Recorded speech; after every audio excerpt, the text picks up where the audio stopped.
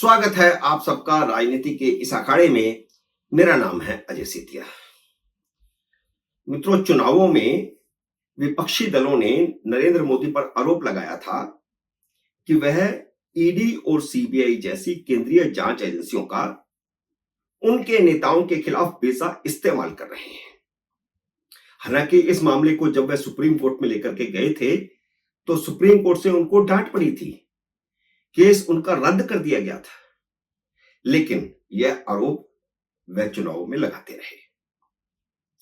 अब प्रधानमंत्री नरेंद्र मोदी ने तीसरी बार शपथ लेने के बाद सीबीआई और ईडी को निर्देश दे दिया है कि जिन 95 भ्रष्ट नेताओं के खिलाफ जांच चल रही है वह जांच जल्दी से जल्दी पूरी करें और 1 सवा साल के भीतर सभी केसों का ट्रायल भी कंप्लीट करें। इन 95 नेताओं में सबसे ज्यादा 24 नेता कांग्रेस के हैं, 19 नेता तृणमूल कांग्रेस के हैं, सपा बसपा के 5 और राजद के भी 6-7 नेता हैं। शिवसेना उद्धव ठाकरे और डीएमके भी नेता हैं इस सूची में। और जो दूसरे दलों से चुनावों के दौरान भारतीय जनता पार्टी में आए वे भी कई नेता हैं। उनके लिए कोई अलग निर्देश नहीं है, कोई उनके लिए अलग नियम नहीं है। तो एक साथ सबको एक जैसा बर्ताव किया जाए, यह सीबीआई और ईडी को मोदी का निर्देश है। और यूपीए शासनकाल में रेलवे में नौकरी के बदले जमीन हड़पने के मामले में शनिवार को सीबीआई ने लालू प्रसाद यादव, उनके बेटे तेजस्वी यादव, तेज प्रताप यादव, बेटी हेमा यादव और उनके साथ कुल मिलाकर के 78 लोगों के खिलाफ भ्रष्टाचार और आपराधिक षड्यंत्र की फाइनल चार्जशीट दाखिल कर दी है। केजरीवाल के शराब घोटाले में भी आने वाले 2 महीनों में ट्रायल शुरू हो जाना चाहिए। चुनावों से पहले विपक्षी दलों ने सुप्रीम कोर्ट में जो याचिका लगाई थी और जो आरोप नरेंद्र मोदी पर लगाया था कि राजनीतिक विद्वेष से मोदी सरकार इन एजेंसियों का दुरुपयोग करके उनको परेशान कर रही है, उसे तो सुप्रीम कोर्ट ने ठुकरा ही दिया था। इसलिए अब जब जांच दोबारा से तेज होगी, रोज खबरें आएंगी नई नई, तो सुप्रीम कोर्ट में ये फिर जाएंगे, लेकिन सुप्रीम कोर्ट पहले वाला ही तरीका अपनाएगी, क्योंकि इस मामले में अब चीफ जस्टिस डीवाई चंद्रचूड़ भी काफी गंभीर हैं कि राजनेताओं के खिलाफ जितने मुकदमे चल रहे हैं उनका ट्रायल जल्दी से जल्दी खत्म होना चाहिए।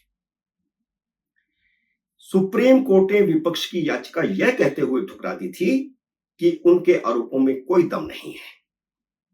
इसके बावजूद चुनावों के दौरान उन्होंने मोदी के खिलाफ विद्वेष का आरोप लगाया और अब नरेंद्र मोदी ने तय कर लिया है कि दूध का दूध, पानी का पानी हो जाना चाहिए।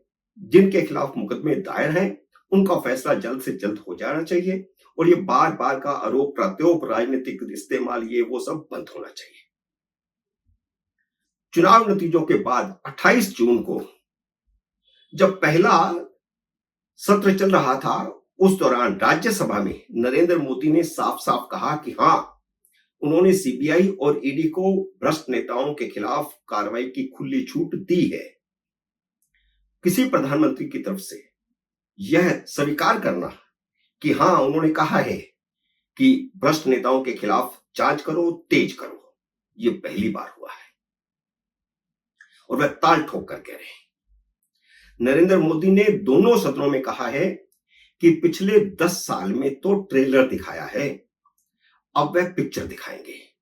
तो इसका मतलब क्या है कि बहुत बड़े बड़े फैसले होने वाले हैं और भ्रष्ट नेताओं के खिलाफ तो कार्रवाई होने वाली है। उनकी सजाओं का फैसला भी इन्हीं 4-5 साल के अंदर अंदर होना है। तो पिक्चर जब देश देखेगा तो उसमें कई चीजें होंगी, विकास भी होगा और भ्रष्ट नेताओं का सत्यानाश भी होगा। तो इस पिक्चर दिखाने का मतलब यह है कि केजरीवाल सिसोदिया की तरह लालू यादव, तेजस्वी यादव का नंबर भी जल्द आने वाला है और राहुल गांधी और सोनिया गांधी का भी नंबर आएगा। सोनिया वाले मामले में मैं आगे चल करके खुलासा करूंगा लेकिन केजरीवाल वाले मामले में आने वाले 2 महीनों में ट्रायल शुरू हो जाएगा। हालांकि सुप्रीम कोर्ट ने जो डेडलाइन दी थी उसके मुताबिक तो ट्रायल शुरू हो जाना चाहिए था। सुप्रीम कोर्ट ने 30 अक्टूबर में यह व्यवस्था दी थी कि आने वाले 6-8 महीनों में ट्रायल शुरू हो जाना चाहिए। तो स्पेसिफिक नहीं था। 6-8 महीने का मतलब यह होता है कि 8-9-10 महीने कुछ भी, तो स्पेसिफिक नहीं था। और अगर हम उन 8 महीनों को माने तो वह अवधि अब खत्म हो चुकी है 30 जून को। 4 जून को सॉलिसिटर जनरल तुषार मेहता ने सुप्रीम कोर्ट में वायदा किया था कि 3 जुलाई तक पूरी जांच हो जाएगी और उसके बाद ट्रायल शुरू हो जाएगा। लेकिन इस बीच सीबीआई ने अरविंद केजरीवाल को भी गिरफ्तार कर लिया। अब सीबीआई 1-2 दिन में सुप्रीम कोर्ट में जाकर के कहेगी कि 4 जून के बाद केजरीवाल के मामले में कुछ नए खुलासे हुए हैं, कुछ नए सबूत सामने आए हैं, इसलिए उन्हें कुछ और समय दिया जाए। केजरीवाल को सीबीआई की ओर से भी गिरफ्तार किए जाने के बाद आम आदमी पार्टी में खलबली मच गई है। केजरीवाल की पत्नी सुनीता केजरीवाल ने शनिवार को एक बार फिर वीडियो जारी किया,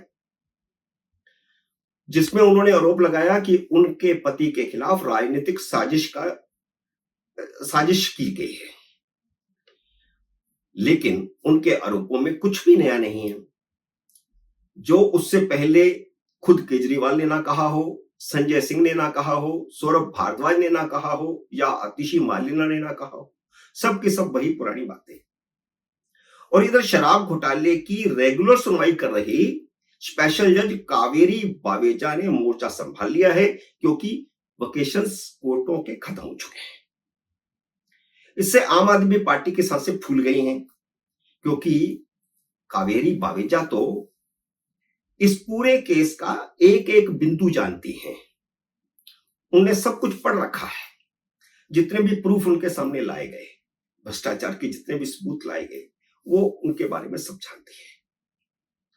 और इसी का फायदा उठाकर, छुट्टियों का फायदा उठाकर वोकेशन जज न्याय बिंदु से तो सिंघवी ने जमानत करवा ली थी, लेकिन कावेरी बावेजा को पूरी, क्योंकि जांच के बारे में सब कुछ पता है, एक एक पॉइंट पर पता है कहां क्या हुआ, कब हुआ, तो इसलिए अब मामला और टेढ़ा हो गया है। वेकेशन के अंदर अंदर कुछ कर लेते, हाई कोर्ट से कर लेते, सुप्रीम कोर्ट से कर लेते, लेकिन वो समय तो अब निकल गया। लेकिन कुछ दिन पहले ही हाई कोर्ट ने निर्देश दे दिया कि वेकेशन जज जो होगा, वेकेशन बेंच का जो जज होगा, वो अंतिम फैसला किसी भी केस में नहीं देगा। और इस पर सुप्रीम कोर्ट ने कोई व्यवस्था दी नहीं है। तो इसका मतलब ये हो गया कि अब यह फैसला, अब यह निर्देश इस साल तो लागू हुआ ही, अगले साल भी लागू होगा, हमेशा के लिए लागू होगा कि वेकेशन जजेस जो होंगे वह जमानत पर या अन्य मुद्दों पर अंतिम फैसला नहीं दे सकेंगे। शनिवार को चार्ज लेने के बाद कावेरी बावेजा ने मनीष सिसोदिया की न्यायिक हिरासत फिर से 15 जुलाई तक बढ़ा दी है। सीबीआई के शराब घोटाले की सह अभियुक्त के कविता के खिलाफ तीसरी चार्जशीट दाखिल हो गई है, तो मामला अब ट्रायल के बहुत करीब पहुंच रहा है। अब मैं सोनिया गांधी और राहुल गांधी पर आता हूं। कांग्रेस के ये दोनों नेता नेशनल हेराल्ड के केस में तो जमानत पर हैं ही, जिसका जिक्र नरेंद्र मोदी ने लोकसभा में अपने भाषण में किया था। राहुल गांधी पर तो विभिन्न अदालतों में 24 केस चल रहे हैं। एक केस में उनको सजा भी हो चुकी है। इसके अलावा मोदी जब से इटली से लौटे हैं, तब से अगस्ता वेस्टलैंड हेलीकॉप्टर घोटाले के बारे में भी बहुत सारी खबरें छन छन के आ रही हैं, और इस घोटाले में अब जांच में तेजी होने और कोर्ट में केस चलने के का जिक्र भी आ रहा है। मित्रों, मनमोहन सिंह सरकार के समय इटली से 12 अगस्ता वेस्टलैंड हेलीकॉप्टर खरीदने का सौदा हुआ था। यह सौदा 3600 करोड़ रुपए का था, जिसमें कांग्रेस के दिग्गज नेता को रिश्वत मिली थी। यह खुलासा इटली में ही हुआ था कि अगस्ता वेस्टलैंड को बेचने के लिए करोड़ों रुपए की रिश्वत भारत के नेताओं को दी गई। वहां मुकदमा चला और सजा भी हो गई, लेकिन भारत में केस दबा दिया गया। रिश्वत का खुलासा हो जाने के तुरंत बाद मनमोहन सरकार ने सौदा रद्द कर दिया। बिल्कुल उसी रास्ते पर चलते हुए अरविंद केजरीवाल ने जब शराब घोटाला खुला तो शराब नीति को वापस ले लिया, बदल लिया। और इससे पहले यह प्रयोग जो है मनमोहन सरकार कर चुकी थी कि अगस्ता वेस्टलैंड में रिश्वत का जब खुलासा हुआ तो सौदा रद्द कर दिया था। हूबहू वही केजरीवाल ने दोहराया है। मोदी सरकार सौदे के बिचौलिए कृष्ण मिशेल को पकड़ करके भारत ला चुकी है।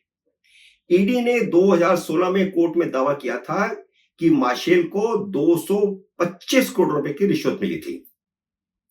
देखते हैं मिशेल अब कब सोनिया का नाम लेता है। सोनिया का नाम क्यों?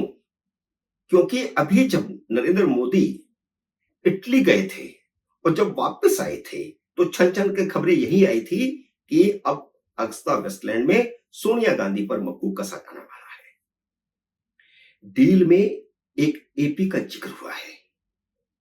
एपी का मतलब अहमद पटेल से निकाला गया था। अहमद पटेल अब इस दुनिया में नहीं है, लेकिन देश का बच्चा बच्चा जानता है, जो राजनीति को जरा सा भी समझता है, जिसे राजनीति की जरा भी समझ है या दिलचस्पी लेता है, उसको पता है कि अहमद पटेल सोनिया गांधी के बिहाफ पर ही काम करते थे। मित्रों, आगे आगे देखिए होता है क्या। मोदी ने कहा है कि इस बार कुछ ऐसा होगा जो पहले कभी नहीं हुआ। देखते हैं मोदी के पिटारे में क्या क्या निकलता है। उम्मीद है मेरा यह वीडियो आपको पसंद आया होगा। इसे लाइक और शेयर कीजिए। अगर आपने मेरे YouTube चैनल को अब तक सब्सक्राइब नहीं किया तो कृपया सब्सक्राइब करके अपना आशीर्वाद दीजिए। जल्दी मिलते हैं अगले वीडियो में किसी अन्य विषय के साथ। तब तक नमस्कार।